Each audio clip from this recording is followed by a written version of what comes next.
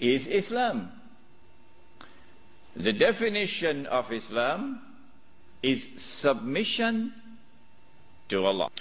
And so, to submit to Allah in Islam is to submit to Allah as sovereign, is the lawgiver, who not only gives the law, but his law is the supreme law. And when he makes something haram, it must be enforced as haram. And when he makes something halal, it must be enforced as halal. And so anyone who submits to any law other than Allah's law as the supreme law has said goodbye to Allah subhanahu wa ta'ala as Al-Hakam. This is called, in the political terminology of Islam, this is called shirk. When the Khilafah was destroyed, who destroyed it? You and I, from the Quran and from the Sunnah, from the Ahadith of the Prophet ﷺ, we would know about the magnificent deception of Al-Masih al-Dajjal, who liberates the Holy Land in 1919, liberates the Holy Land of non-Jewish rule, who brings the Jews back to the Holy Land, not as tourists, but to reclaim it as their own, between 1919 and 1948, who restores a state of Israel in the Holy Land in 1948, and convinces the one-eyed Jews that this is the Israel of Nabi Dawood alayhi salam and Nabi Sulaiman alayhi salam, but of course it is not, it is an impostor. But they accept it and they embrace it. And that this Israel is about to become the ruling state in the world, replacing the United States of America. If this is to be accomplished, and the golden age of the Jews is to return one more time, and they are to rule the world, how will they do it? They will need globalization to bring all of mankind together as one global society. And they need to demolish the Ottoman Islamic Empire, which stands in their way. And they will have to demolish the institution of the Khilafah, which is the head of Islam. If you can cut off the head, then you can paralyze the body. And so the attack is now launched to cut off the head, the Khilafah. Give way to another, that the state of Israel is about to replace the United States as the ruling state in the world. Started that massive wealth which the Jews had accumulated is now going to be used strategically for the purpose of influencing the direction of the war to get the prize that the Jews want. What is that prize? To destroy the Ottoman Islamic Empire, dismantle it, and to cut off the head of Islam, namely destroy the Khilafah. And say, let's make a deal. The British government said, deal. And so Jewish money, the diamonds of Kimberley, began to roll. And Jewish money now enters into the war in a massive way. 1916, the Jassasa went to work with British spies in Arabia. Lawrence of Arabia, of course, is the most well-known of them. These British spies were sent into Arabia, posing as Muslims, and by the Khalifa in Istanbul as the Sharif of the Hijaz, Mecca and Medina, in control. Makkah was under the control of an Arab battalion, but Medina was under the control of a Turkish battalion. And I wish I could understand. So when the British spies went to Hussein, they offered him the moon. They offered him the moon. We will liberate the land of the hated Ottoman Turks, and we will give you independence and freedom, and you will now become the king of the Arabs. Remember, Britain is not talking about Khilafah. No, we'll make you the king of the Arabs. And we also prepared to offer you a little, you know what, just £7 million. Sharif Hussein, the great-great-grandfather of Abdullah in Jordan now, then betrayed the Prophet Muhammad ﷺ, betrayed 1400 years of history of this ummah. These people keep control of the Haramain and the Hajj. The Khilafah can never be restored. Simple, isn't it? Simple, isn't it? And so that was why they had to make the trip to Riyadh to meet, what's his name? Abdul Aziz Ibn Saud. Correct name?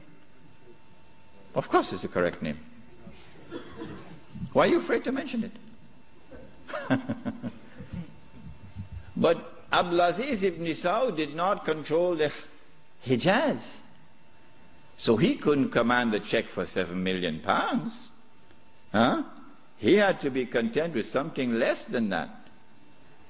So what the British offered to him was, if you would sign the same kind of agreement with us and violate the specific command in the Quran and betray Allah and His Messenger and betray the Ummah, if you will do that, we pay you £5,000 a month.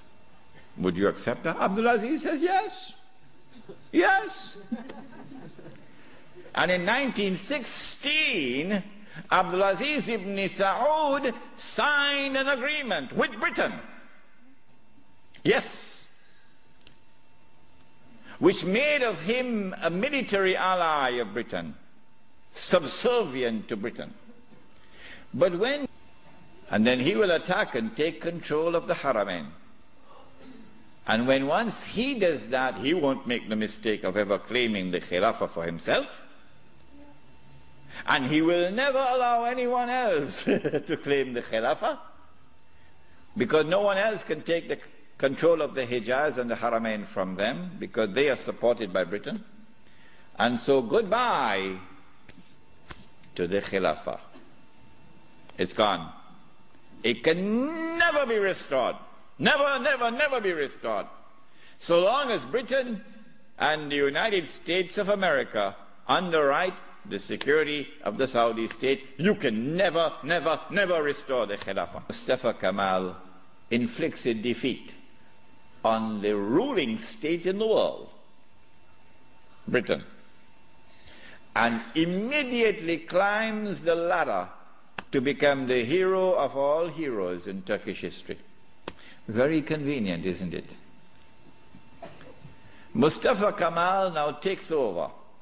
He is in fact de facto ruler over the Ottoman Empire, and the Khalifa is just a piece of furniture. In 1920, I think, or 21, there was a big treaty, negotiations in Versailles, and from this emerged now the Turkish Republic, which replaces the Ottoman Islamic State. But strangely for the Wahhabi movement, which is a religious movement, which declares that it is bringing back the original Islam and removing all the extraneous things which had been added and cutting out all the shirk. So this is the real Islam. Well, then how come you don't even have the subject of the Khilafah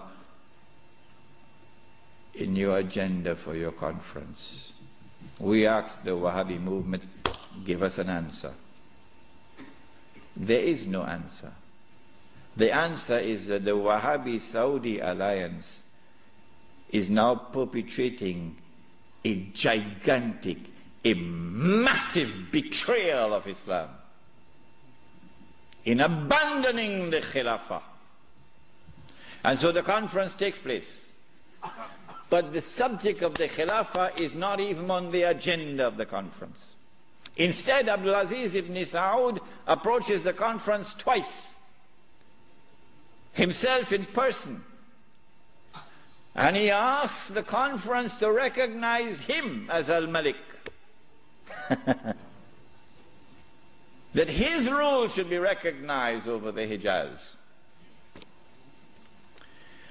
When the conference had heard His Majesty the King on both occasions, and the conference is now sitting down to discuss the matter, shall we recognize Saudi Wahhabi rule over the Hijaz? The leader of the Indian Muslim delegation jumped up to speak first. He spoke first. His name was Maulana Muhammad Ali Jawhar. He got up and he told the king, get lost. We'll never do that. As soon as the leadership of the Indian Muslim delegation had established his position of rejecting power of a man who knew Islam and lived Islam, the replacement of the Khilafah around the world, beginning with the secular Republic of Turkey, and then in 1933 the Republic of Saudi Arabia, but they're parading as a monarchy, but it's actually a secular state, because it has all the trappings of a secular state. I'm a foreigner. If this is not bid'ah, I should change my name. Of mankind, eventually the Jews will now rule the world using that structure. That's about to happen. We already made significant progress towards that day. When you read this, بهذه المناسبة أقول لأخي عبد الله يعني 6 سنوات وأنت هارب وخايف من المواجهة، ما تخاف. بس نقول لك بعد 6 سنوات ثبت انك انت اللي كذب وراك والقبر قدامك، وانت هو اللي صنعتك بريطانيا وحاميتك امريكا. اخ معمر فيه رؤساء يتكلمون